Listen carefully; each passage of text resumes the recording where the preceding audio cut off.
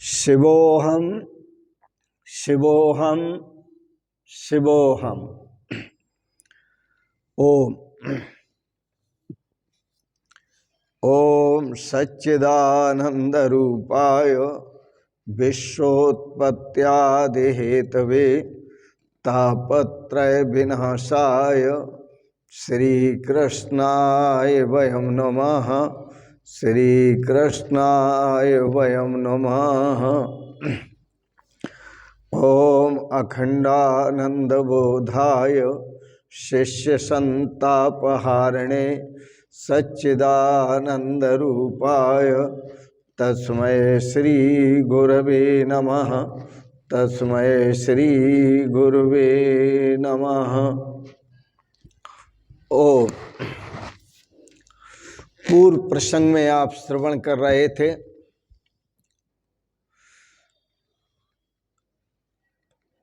काम से काम कर्म का नाश करता है, क्रोध ज्ञान का नाश करता है और लोभ भक्ति का नाश कर देता है। साफ कहा है शास्त्रों में, कामेन कर्म नाशः स्यात्, क्रोधेन ज्ञान नाशनम, लोभेन भक्ति नाशः स्यात्, तस्मात् एतत्त्रयम् त्यजेत्। इसलिए इन तीनों का त्याग करें। भगवान श्री कृष्ण का कल आप सुन रहे थे, त्रिविधम नरकस्येदं द्वारम नाशनम आत्मनः कामः क्रोधः तथा लोभः तस्मात् एतत्त्रयम् त्यजेत्। ये तीनों नरक के द्वार हैं, काम, क्रोध और लोभ। इसलिए तीनों का त्याग कर देना चाहिए।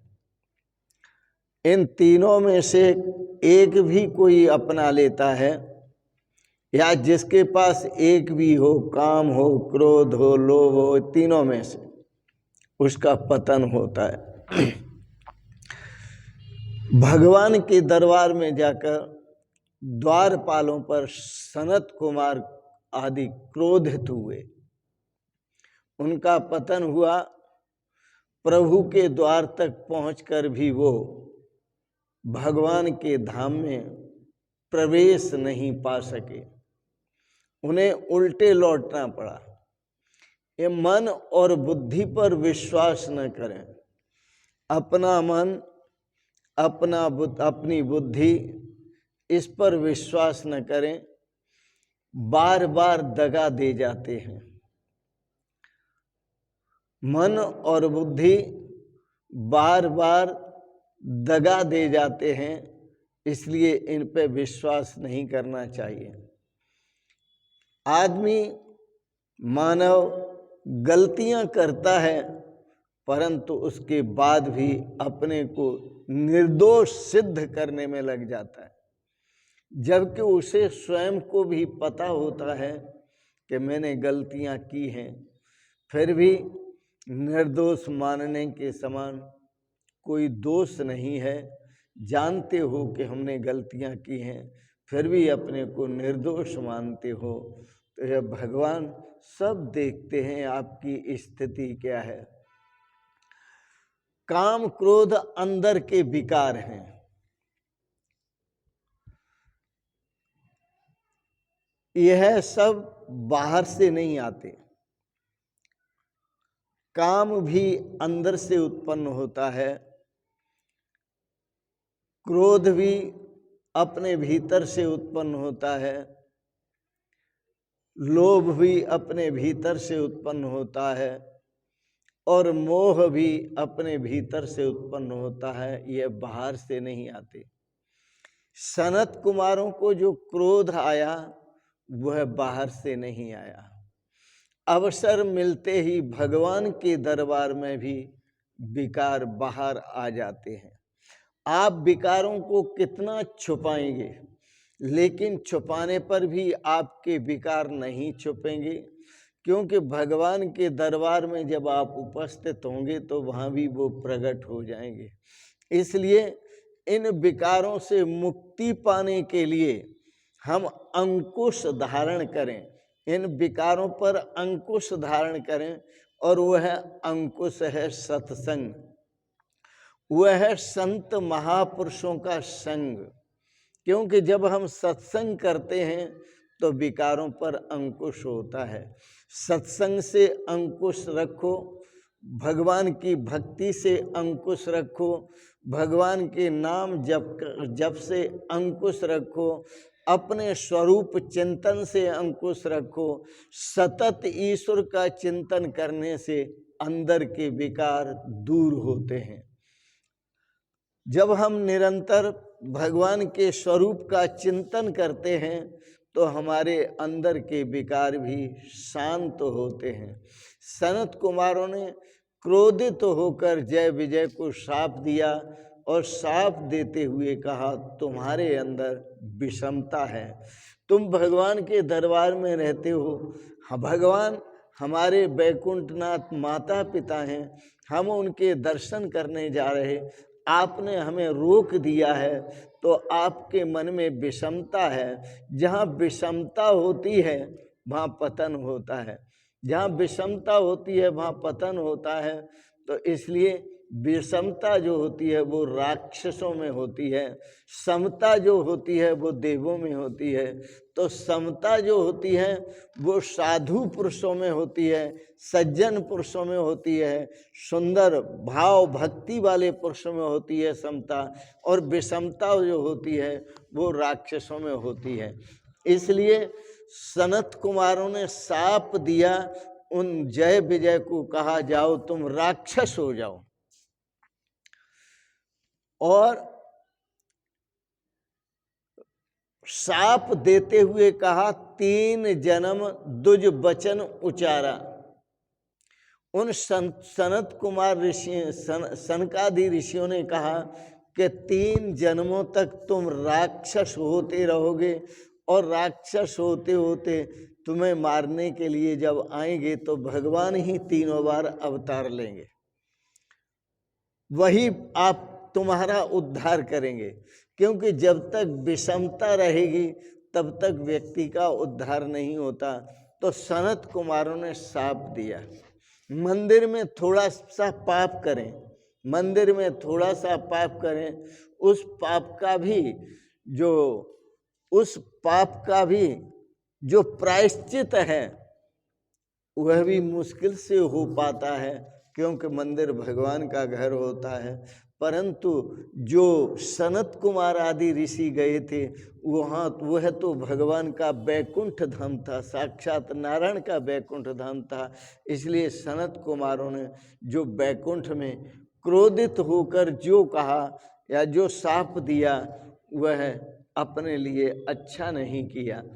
श्री सुखदेव जी सावधान करते हैं, राजन ऐसा पाप कभी नहीं करना चाहिए। भगवान के दरबार में आकर फिर पाप करें तो फिर उसका प्रशमन कहाँ होगा, वह पाप शांत कहाँ होगा। इसलिए सुखदेव जी सावधान करते हैं, हे राजन ऐसा पाप कभी नहीं करना चाहिए। सनकादि ऋषियों ने जो पाप किया, तो जो शाप दिया, सनकादि ऋषियों ने जो शाप दिया, उस शाप से 3 बार उन जय और विजय को राक्षस बनना पड़ा। पहले जन्म में हिरणाक्ष और हिरण्याकश्यप बने, दूसरे जन्म में रावण और कुंभकर्ण बने, और तीसरे जन्म में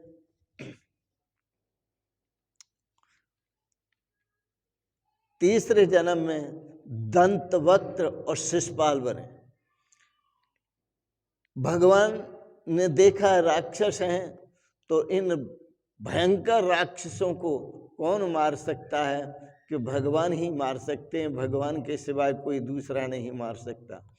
भगवान ने सोचा उन्होंने मेरे आंगन में पाप किया है, वे घर में धंसने लायक नहीं है, घर में प्रवेश करने लायक नहीं है, इसलिए उनको भगवान के दरबार से, बैकुंठ धाम से भी वापस लौटना पड़ा। उन्होंने अभी तक जो क्रोध किया वो जय विजय पर क्रोध किया, अतः वो मेरे धाम में प्रवेश गमा चुके हैं, अर्थात मेरे धाम में प्रवेश नहीं कर सकते। चलो, लक्ष्मी जी को कहा कि मैं उन्हें बाहर ही दर्शन दूं। संयमी हैं, संत हैं, ऋषि हैं, इसलिए भगवान ने बैकुंठ धाम में भीतर न बुलाकर बैकुंठ धाम के दरवाजे पर ही आकर उन्हें दर्शन दिया। सनकादिकों को अंदर प्रवेश न मिला। यदि वे अंदर जा सके होते तो कभी लौटकर वापस नहीं आते, क्योंकि भगवान का धाम है। और भगवान का धाम ऐसा है कि साधक सदा के लिए मुक्त हो जाता है, सदा के लिए मुक्त हो जाता है। और वो तो ऐसा भगवान का परम धाम है कि जिसके लिए भगवान श्री कृष्ण ने कहा, यद गत्वा न निवर्तन्ते तद धामम परमम मम, कि जिस धाम में प्रवेश करने के बाद संसार में लौटकर जीव नहीं आता, वह मेरा परम धाम है। यद गत्वा न निवर्तन्ते, जिसमें प्रवेश करने के बाद लौटना होता ही नहीं, सदा सदा के लिए वह मुक्त हो जाता है, संसार बंधन से छूट जाता है, जन्म मृत्यु से छूट जाता है। ठाकुर जी ने उन्हें आकर के बाहर दर्शन दिया, लेकिन यहाँ पर थोड़े से भगवान अपनी नजर को नीचे किए हुए हैं। उन सनत कुमारी ऋषियों, सनत कुमार आदि ऋषियों से अपनी नजर नहीं मिलाते। भगवान की नजर धरती पर है।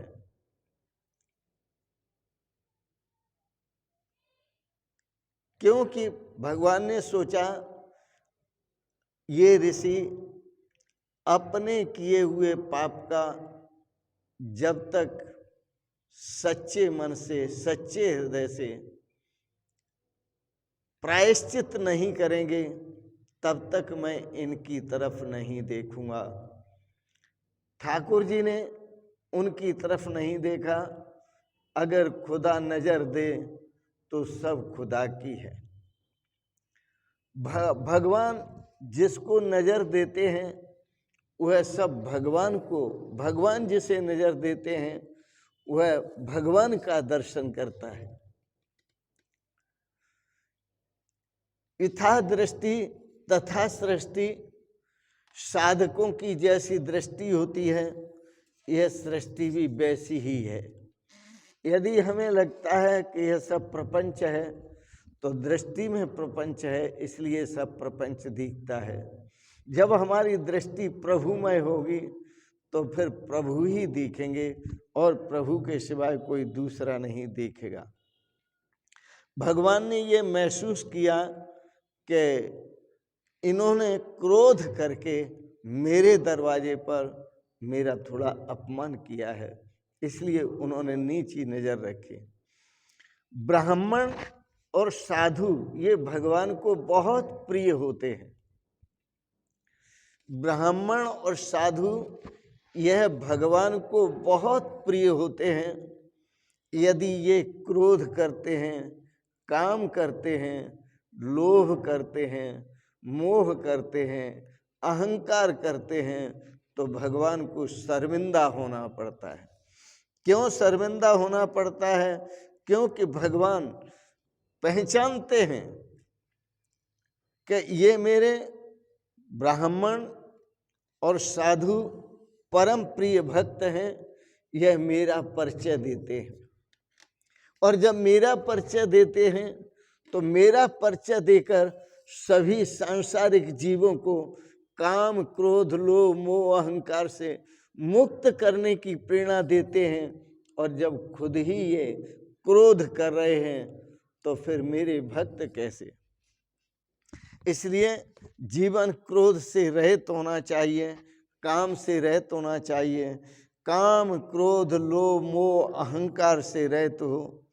यदि भक्ति अनन्य होती है, भगवान में अद्वितीय भक्ति होती है और भगवान का जो अनन्य भक्त बन जाता है और अनन्य भक्ति करता है, तो भगवान कहते हैं कि जो अनन्य भक्ति करता है वो मुझे अत्यंत प्रिय है। रूपम रूपम प्रतिरूपो बहुव, जो जितने भी आपको रूप दिखते हैं वो सब रूप मेरे हैं, क्योंकि मैं जिस रूप में प्रवेश करता हूँ उस रूप में मैं ही होता हूँ। इसलिए जहाँ दर्शन करो, साधु और ब्राह्मण का स्वभाव, भक्त का स्वभाव ऐसा होना चाहिए कि जब जिस सह पे नजर पड़े वह खुदा नजर आती है, भगवान का दर्शन करे। जिस शकल को भी देखे वह भगवान के स्वरूप को देखे, भगवान के स्वरूप का दर्शन करे। तो इस प्रकार से जब मानव की दृष्टि ब्रह्ममयी होती है, परमात्मामयी होती है, प्रभुमयी होती है, तभी मानव का उद्धार होता है। ऐसा ही शास्त्रों में आदेश मिला है। दृष्टिम ब्रह्ममयीम कृत्वा पश्येत ब्रह्ममयम जगत।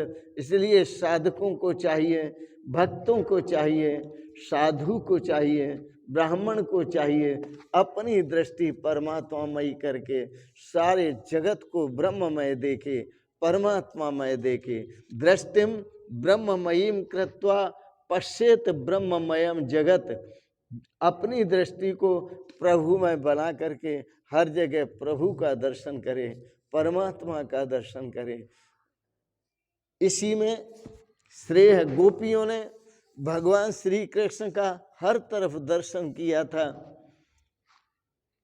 बड़े बड़े महापुरुष हुए हैं, भक्त हुए हैं, जिनकी दृष्टि प्रभुमय थी और उन्होंने सब में जड़ चेतन जग जीव जत, गोस्वामी तुलसीदास जी कहते हैं, जड़ चेतन जग जीव जत सकल राममय जान, बंदों सबके पद कमल सदा जोर जुगपान।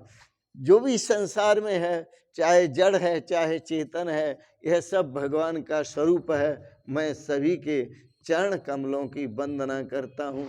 यह भाव जब साधकों के अंदर आ जाता है, भक्तों के अंदर आ जाता है, ज्ञानियों के अंदर आ जाता है, साधु और ब्राह्मणों के अंदर आ जाता है, तभी जीवन का उद्धार होता है, तभी जीवन का कल्याण होता है। और भगवान ने भी कहा है कि जो अनन्य भक्ति करता है वो भक्त मुझे अत्यंत प्रिय है, मैं कभी उसे नहीं छोड़ता, वो मुझे कभी नहीं छोड़ता। तो आइए हम भगवान की भक्ति करें और भक्ति भी ऐसी करें कि जिसमें विषमता न रहे, भक्ति भी ऐसी करें जिसमें भेद न रहे, एक अभेदा अवस्था भगवान के साथ प्राप्त करें। इसी में कल्याण है, इसी में श्रेय है, इसी में उद्धार है और इसी में आपके जीवन में शाश्वत शांति का संचार होगा, शाश्वत सुख का संचार होगा, शाश्वत आनंद का संचार होगा। इन शब्दों के साथ ही वाणी को विराम देते हुए बड़े प्रेम और श्रद्धा से आपने श्रीमद् भागवत पर दार्शनिक विचार, सुंदर विचार श्रवण किए, इसके लिए बहुत बहुत अनुग्रहित हैं।